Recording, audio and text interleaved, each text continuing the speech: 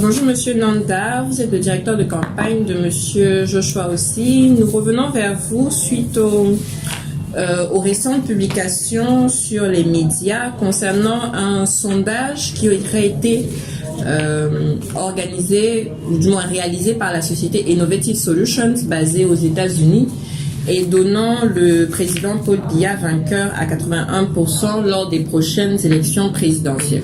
Donc, tout d'abord, que pensez-vous simplement de ce sondage et de ses résultats? Un sondage n'est valable que si les codes et procédures qui sont connus en termes de traitement et de gestion de sondage sont mis en évidence par l'institut qui a fait le sondage.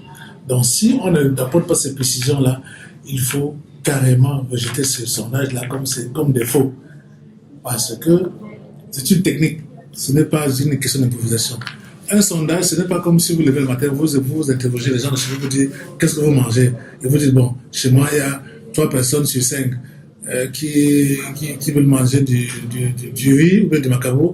Il y a 60% des gens qui sont favorables au macaroni. C'est pas ce que ça veut dire. Donc, c'est pas ça le sondage. Un sondage, si on veut nous montrer qu'il y a un sondage sérieux, qu'on nous donne les caractéristiques techniques de fabrication et de traitement de ce sondage-là. Donc pour moi, je n'ai pas vu ça dans tous les comptes rendus qui ont été distribués. Donc pour moi, je considère que ces sondages-là n'ont aucun intérêt. Nous avons récemment appris qu'au-delà de la non-validité éventuellement technique que vous soulevez de ce sondage, la société promotrice de ce sondage, Innovative Solutions, serait la propriété du frère de Monsieur Atangadji, ministère de l'administration territoriale. Donc, suite à une telle révélation, que diriez-vous de l'état de la campagne et qu'est-ce que ça augure pour les Camerounais le 7 octobre? Mais je demande aux Camerounais de rester confiants. Ce n'est pas parce que si les gens cherchent à nous impressionner, à nous montrer des voix fausses, c'est parce qu'ils sont inquiets. Ils sont inquiets parce que les Camerounais sont debout et se rendent compte qu'ils doivent défendre leurs intérêts. Et leurs intérêts, aujourd'hui, ce n'est pas les mêmes intérêts que ceux qui fabriquent des faux sondages. Ce n'est pas les mêmes intérêts que ceux qui vont à l'étranger chercher leurs experts, alors qu'il y a des Camerounais qui peuvent faire le même travail. Ce n'est pas des gens qui, chaque jour, gèrent mal l'État et ne se préoccupent pas de la qualité de vie des Camerounais dans des circonstances actuelles. Je prends pour exemple le plus simple que ce sondage-là.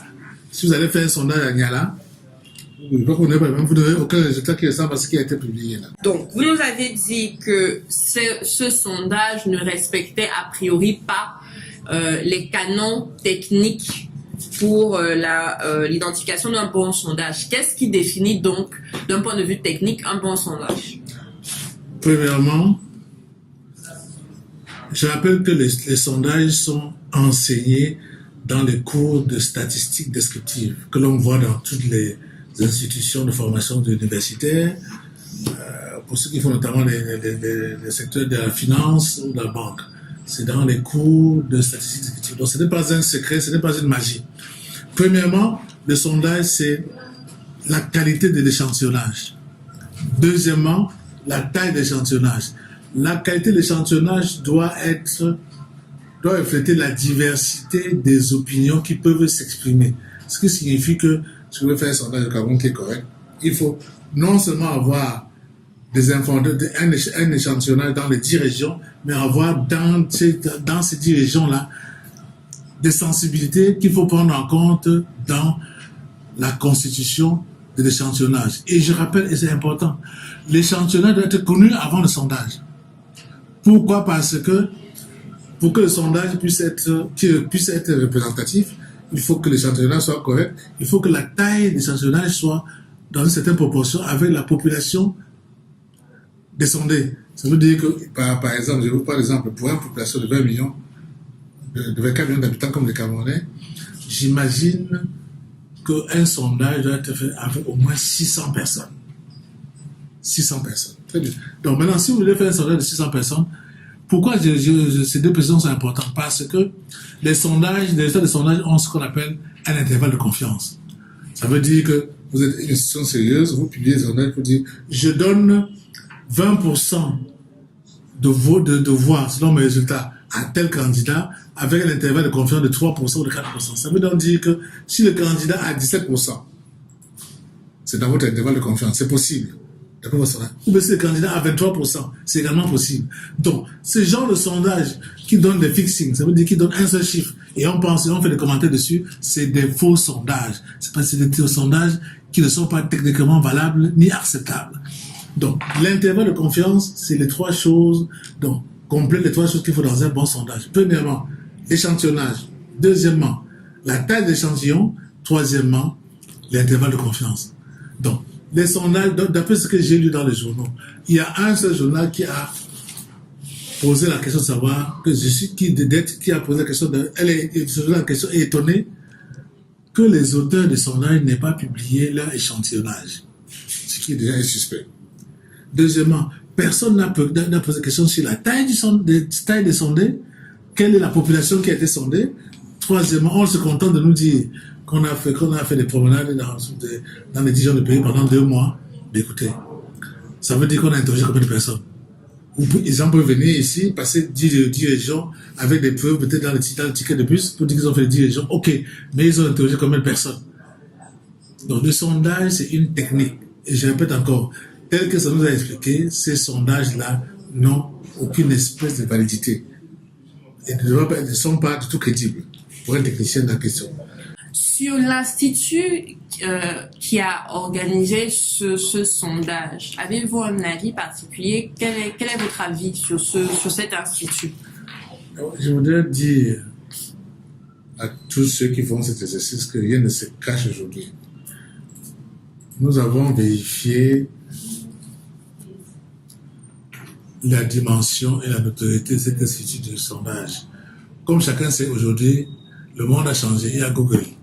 Nous avons googlisé et on s'est rendu compte que cet institut de sondage a des relations, et donc que le patron de cet institut a des relations familiales avec un des membres du gouvernement. Première chose, ce qui veut dire que quelque part, il y a un vulgaire conflit d'intérêts, et ça parle bien et ça discrédite le travail qui a été fait. Ça, c'est la première chose. La deuxième chose, c'est qu'en fait, les bons instituts de sondage américains sont connus. Malheureusement, ils sont connus. Si vous m'aviez apporté un sondage fait par l'Institut Gallup, dont on connaît la dimension, qui a d'ailleurs été le pionnier de la technique des sondages aux États-Unis. L'Institut Gallup fait partie de ceux qui se sont trompés il y a 3 ans. Non, il y a 2 ans, je pense 2-3 ans, lors de l'élection de M. Trump. L'Institut Gallup et des confrères sondeurs avaient tous, je dis bien tous, prévu la victoire de Mme Hillary Clinton sur M. Donald Trump. Mais pourquoi avait-il prévu cette victoire à 65% contre 35% de M. Trump? Et avait tous fait que Mme Clinton proclame sa victoire en petit comité avant l'élection.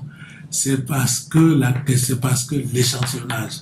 Il est évident que si vous faites un échantillonnage qui est fondé simplement sur la classe dirigeante actuellement au pouvoir, vous faites un sondage sur tous les fonctionnaires, vous aurez 90% M. Biya. Mais si vous intégrez dans ce sondage les habitants de Niala que j'ai évoqué tout à l'heure, vous allez voir que en termes de rapport et proportion, vous allez baisser les 90% à peu près à 60% et ainsi de suite. Donc, si le sondage est basé sur le réel, et c'est pour ça que la question de l'échantillonnage est importante, il va prendre en compte, ça veut dire la diversité du Cameroun. Et si on prend en compte cette diversité, et vous allez voir que M. Biya, dans un pays où il y a 100 poches de gouvernement négatif, comme il y a là, il y aura donc 100 occasions de montrer que les gens sont mécontents du gouvernement de ce pays. Et donc, ça veut dire qu'il s'en sortira avec moins de 20% d'avis favorables.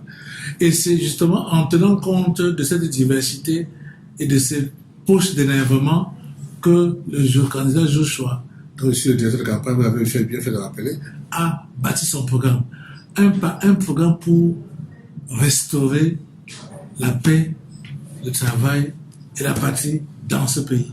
Donc, en fait, en termes clairs, c'est un sondage qui montre bien que l'adversaire tente de nous manipuler, de manipuler la population.